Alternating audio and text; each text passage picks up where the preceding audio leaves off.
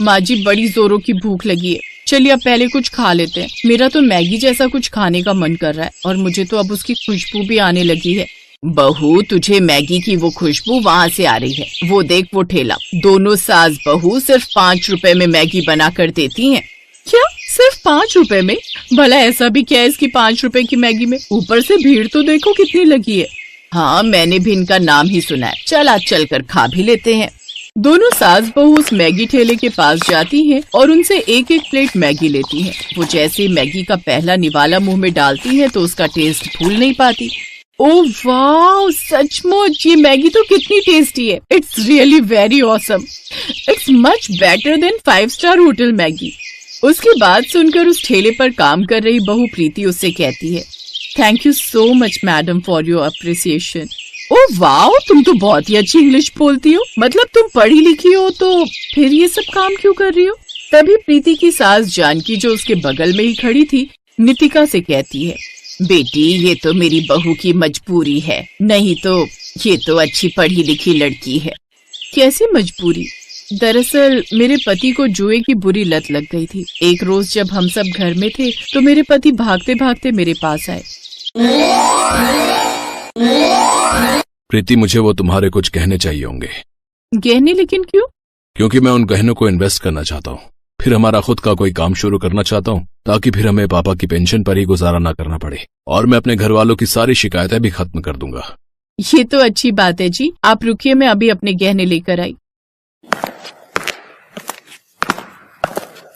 प्रीति गहने लाकर अपने पति को दे देती है। ये लीजिए जी, भगवान करे आपका बिजनेस तरक्की पर पहुंचे। अपने पति पर भरोसा कर वो उसे गहने दे देती है। नितेश वो गहने लेकर चला जाता है और शाम तक घर नहीं लौटता। लेकिन शाम को कुछ गुंडे उनके घर आते हैं और सामान उठाकर फेंकने लगते हैं। अरे ये क्या कर रहे हो तुम लोग, और ये हमारा सामान यहाँ से उठाकर क्यों फेंक रहे हो? चुप कर बुढ़िया, तेरा बेटा ये घर जुए में हार चुका है, साथ ही उसने हमारे 4 लाख रुपए भी देने हैं। उसको बोल जल्दी से हमारे पैसे हमें दे। भगवान, हमारा बेटा जुआरी निकला, उसने तो हमें कहीं का नहीं छोड़ा। मैंने तुमसे पहले ही कहा था उस नालायक से इतनी संस्कारी लड़की की शादी मत करवाओ, लेकिन तुम सुनती कहाँ हो। इसमें किसी का क्या दोष बाबूजी, ये तो मेरी किस्मत थी। चलिए अब हमें ये घर छोड़ना होगा। वो बैग उठाकर सड़कों पर भटकने लगते हैं। सड़क पर पटरी किनारे काफी गरीब लोग लेटे हुए थे, तो वहीं कुछ न कुछ छोटा मोटा सामान बेचकर वो गुजारा भी कर रहे थे। भगवान ने ऐसा नालायक बेटा दिया जिसके कारण हमें बुढ़ापे में ये दिन देखने पड़ रहे हैं। इससे तो अच्छा होता कोई उस जैसी सामने वाली लड़की की तरह कोई होनहार लड़की दे देता जो छोटा मोटा काम करके अपने परिवार का पेट तो पाल रही है। समझ नहीं आ रहा अब हम कहाँ जाएंगे। अगर आप दोनों को एतराज ना हो तो हम मेरे मायके चले। माँ बाबूजी के मरने के बाद वो घर खाली पड़ा है। उनकी इकलौती संतान होने के नाते मैं ही उनकी बेटा और बेटी थी। उस घर में रहेंगे तो मुझे लगेगा मेरे माँ बाबूजी के साथ ही रह रही हूँ। ठीक है बेटी, अब हमारे पास और कोई चारा भी नहीं है। अब वो अपने सास ससुर के साथ अपने मायके के कच्चे घर में रहने लगती है। प्रीति के ससुर की पेंशन बहुत कम थी, जिससे घर का गुजारा चलना मुश्किल हो रहा था। ऊपर से बुढ़ापे में दवाइयों का खर्चा वो अलग। मेरी पेंशन भी बहुत कम है, अब इतनी कम पेंशन में हम घर कैसे चलाएंगे। अब मुझे ही कुछ न कुछ करना होगा। फिर प्रीति नौकरी की तलाश करने जाती है, लेकिन एक्सपीरियंस न होने के कारण उसे कहीं भी नौकरी नहीं मिलती। एक रोज जब वो घर लौट रही होती है, तभी उसकी नजर सड़क किनारे खड़े ठेले वालों पर जाती है। ये आइडिया मेरे दिमाग में क्यों नहीं आया, लेकिन यहाँ तो मोमोज समोसे पकौड़े के ठेले हैं, फिर मैं कौन सा काम शुरू करूँ। वो ये सोच ही रही थी कि तभी उसकी नजर एक बच्चे पर जाती है जो अपनी माँ से मैगी खाने की जिद कर रहा था, लेकिन बाजार में कोई ठेला न होने के कारण वो मैगी नहीं खा पाता। प्रीति अब मैगी का ठेला खोलने की सोचती है। अब वो थोड़े से पैसे उधार लेकर खुद का मैगी का ठेला खोल लेती है, जिसमें वो मिक्स वेज मैगी, मसाला जीरा की छौंक वाली मैगी, ऐसी कई तरह की मैगी बनाकर बेचती है। उसकी मैगी की कीमत अलग अलग होती है। गर्मा गर्म मैगी सुनकर लोग उसके पास आने लगते हैं, जिससे उनकी आमदनी होने लगती है। लेकिन एक रोज प्रीति की नजर एक गरीब बच्ची पर जाती है जो दूर से खड़े होकर मैगी को देख रही थी। प्रीति उसके पास गई तो वो अपने हाथ की मुट्ठी खोलकर 5 रुपए आगे बढ़ाती है। मेरे पास तो सिर्फ 5 रुपए हैं, क्या आप इसमें मैगी दे देंगी? उसकी बातें सुनकर प्रीति की आंखों में आंसू आ गए और अब उसने फैसला किया कि वो 5 रुपए में मैगी बनाकर बेचेगी ताकि गरीब लोग भी उसकी मैगी का स्वाद चख सके। उस दिन के बाद दोनों सास बहू ने 5 रुपए में मैगी बेचना शुरू कर दिया। अब तो उनके ग्राहक और भी बढ़ गए। अरे वाह, 5 रुपए में मैगी, चलो चलकर खाते हैं। अब कम से कम हम गरीबों को भी ये खाने को मिलेगी। अब वो अच्छी कमाई करती है। बस बहन, उसी दिन से हमने ये काम शुरू कर दिया। तुम्हारी मैगी का स्वाद तो बहुत ही अच्छा है। लगता है मुझे जिसकी तलाश थी वो मुझे मिल गई। क्या मतलब? मतलब मेरा शहर में एक बहुत ही बड़ा होटल है और उसमें मुझे मैगी नूडल्स बनाने के लिए कुक की जरूरत थी, इसीलिए मैं इस गांव में आई थी। तो क्या तुम मेरे उस होटल में मैगी बनाने का काम करोगी? इसके बदले तुम्हें महीने की 30,000 रुपए सैलरी दूंगी और रहने के लिए जगह अलग से। कहो तुम्हें ये ऑफर मंजूर है?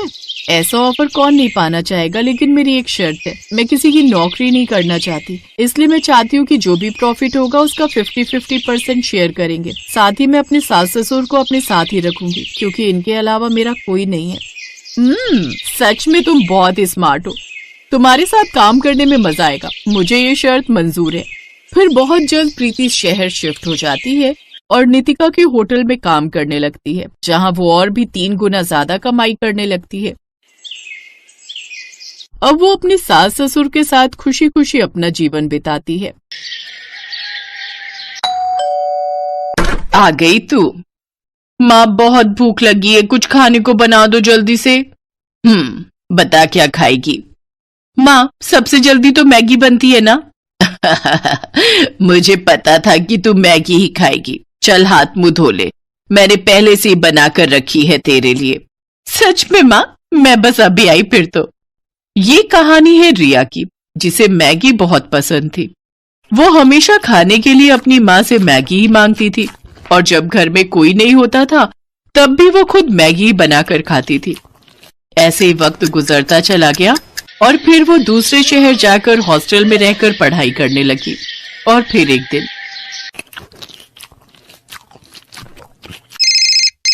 हेलो रिया, क्या कर रही है? कुछ नहीं माँ, बस नाश्ता करके कॉलेज जा रही हूँ। अरे वाह, क्या बनाए नाश्ते में? वो माँ, मैंने मैगी ही बनाई होगी। हाँ माँ, थोड़ी देर हो रही थी तो मैंने सोचा कि मैगी ही बना लूं। अरे मैगी की भूखी, तेरा पेट कब भरेगा इस मैगी से?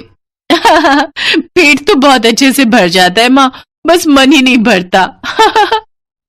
जब से रिया हॉस्टल में आई थी तब से ही वो दिन रात बस मैगी ही खाती रहती थी। ना तो उसने कभी कुछ और बनाना सीखा और ना ही सीखने में रुचि ली।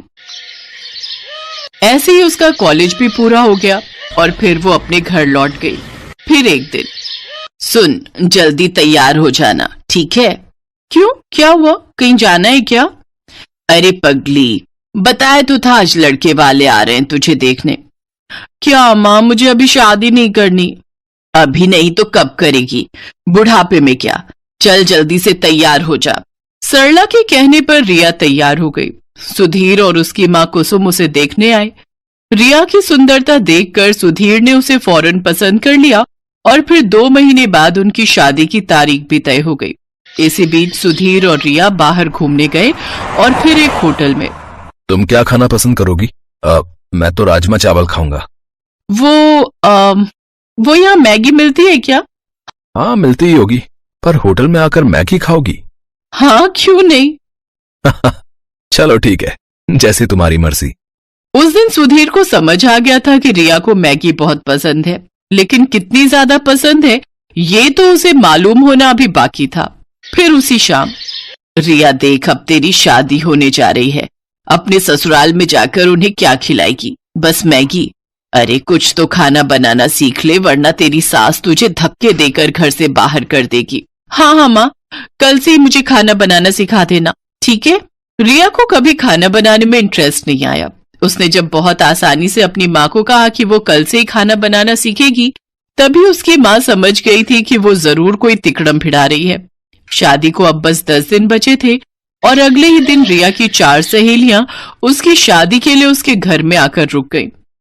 सरला समझ गई कि अब वो उसकी सहेलियों के सामने उसे क्या ही खाना बनाना सिखा पाएगी। और हुआ भी वही जिस बात का सरला को डर था। शादी की तारीख आ गई, पर असली कहानी तो अब शुरू होने वाली थी। शादी के ठीक 2 दिन बाद। रिया बेटी, यहाँ आओ। जी माँ जी। हमारे यहाँ रिवाज है कि नई बहू दूसरे दिन खाना बनाती है। आज सुधीर के फूफा जी और मौसा जी खाना खाने आएंगे, तो तुम एक काम करो, 3-4 तरह की बढ़िया सब्जी वगैरह बना लो। अगर तुम कहो तो मैं लग जाती हूँ तुम्हारे साथ। नहीं नहीं माँ जी, मैं कर लूंगी। रिया ने उस वक्त तो अपनी सास को हाँ बोल दिया, लेकिन अब उसकी हालत खराब हो रही थी, क्योंकि बचपन से उसने मैगी के अलावा कुछ और बनाना सीखा ही नहीं था। वो किचन में गई और झट से अपना फोन खोला और अलग अलग रेसिपीज खोलने लगी। उसने तय किया कि वो फोन से देखकर 3-4 तरह की डिश बना लेगी। उसने खाना बनाना शुरू किया, लेकिन कुछ ही देर में उसके पसीने छूट गए। चावल जल चुके थे, मटर पनीर में मटर तो थे, पर पनीर पूरा घुल चुका था। कढ़ी कच्ची थी और भिंडी में नमक तेज हो गया था। रिया समझ गई कि आज उसकी शामत आने वाली है। तभी बाहर से उसकी सास की आवाज आई, बेटा रिया, खाना बन गया हो तो ले आओ, सब लोग इंतजार कर रहे हैं। उसने झट से बर्तन गैस पर चढ़ाए और उनमें पानी उबलने के लिए रख दिया, और ठीक 10 मिनट बाद वो खाने की टेबल पर उन्हीं बर्तनों को लेकर आई। अरे वाह, बहू ने तो काफी कुछ बना लिया। लाओ बेटा, बड़ी जोर की भूख लगी है। हाँ हाँ भाई साहब, सही कहा, भूख तो जोरों की लगी है। जैसे ही मौसा जी ने पहला बर्तन खोला, वो चौंक गए, क्योंकि उसमें मैगी थी। हैं? बहू ने तो मैगी बनाई है? दूसरा बर्तन खोलिए भाई साहब, उसमें होगा कुछ। मौसा जी ने जब दूसरा बर्तन खोला तो उसमें भी मैगी ही थी।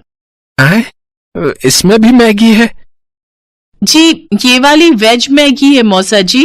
अच्छा, और बाकी बर्तनों में कौन सी मैगी है बहू रानी? जी, वो तीसरे वाले बर्तन में मसाला मैगी और उस वाले में अंडा मैगी है। खाकर देखिए, बहुत बढ़िया बनाई है मैंने। रिया की बात सुनकर उसकी सास कुसुम ने अपना माथा पीट लिया, और उधर सुधीर के फूफा जी और मौसा जी एक दूसरे का मुंह ताकने लगे। लेकिन रिया ने इस घटना के बाद भी खाना बनाना नहीं सीखा। उसकी सास कुसुम ही सबके लिए खाना बनाती थी। फिर एक दिन कुसुम खाना बनाते हुए अचानक किचन में बेहोश हो गई और फिर अस्पताल में। देखिए, अब इनकी उम्र हो रही है, बेहतर है कि ये ज्यादा से ज्यादा आराम करें। और हाँ, खाने में इन्हें हेल्दी फूड दीजिए, जैसे सूप, पनीर, दूध, दही, अंडे से बनी चीजें। घर का खाना खाएंगी तो जल्दी से ठीक हो जाएंगी, वरना कमजोरी बढ़ती ही जाएगी और फिर बड़ी मुश्किल हो जाएगी। रिया और सुधीर कुसुम को घर ले आए, लेकिन रास्ते भर ना तो कुसुम ने और ना ही सुधीर ने उससे कुछ कहा। फिर अगले दिन जब कुसुम सोकर उठी तब, चलो अब फटाफट सबके लिए नाश्ता बना देती हूँ। जैसे ही कुसुम किचन में जाने लगी, तभी रिया उसके पास आई। उसके हाथों में पराठे और सब्जी थे और आंखों में आंसू। पराठे जले हुए थे और सब्जी कच्ची थी। कुसुम ने मुस्कुराकर रिया के सिर पर हाथ फेरा और बोली, कोई बात नहीं बेटा, ऐसा करो, मेरे लिए कुर्सी डाल दो रसोई में, मैं बताती जाऊंगी और तुम बनाती जाना, फिर देखना सब ठीक से बनेगा। उस दिन से कुसुम रिया को हर रोज खाना बनाना सिखाने लगी, और रिया भी अब दिल लगाकर सीखने लगी। 6 महीनों तक रिया ने मैगी को हाथ तक नहीं लगाया, और अब वो बहुत बढ़िया खाना बनाने लगी। उसकी सास कुसुम भी अब पहले से तंदुरुस्त हो गई थी। फिर एक दिन जब रिया अपने कमरे में थी, तभी उसकी सास वहां एक कटोरा लेकर आई। लो रिया, खाना खा लो। अरे माँ जी, मैंने खाना बनाया हुआ है, आपने क्यों? अरे मैगी बनाई है तुम्हारे लिए, मुझे भी तो तुम्हारा थोड़ा ख्याल रखना चाहिए ना। इस वीडियो को लाइक करें, हमारे चैनल को सब्सक्राइब करें, बेल आइकन जरूर प्रेस करें हमारी न्यू वीडियो सबसे पहले देखने के लिए।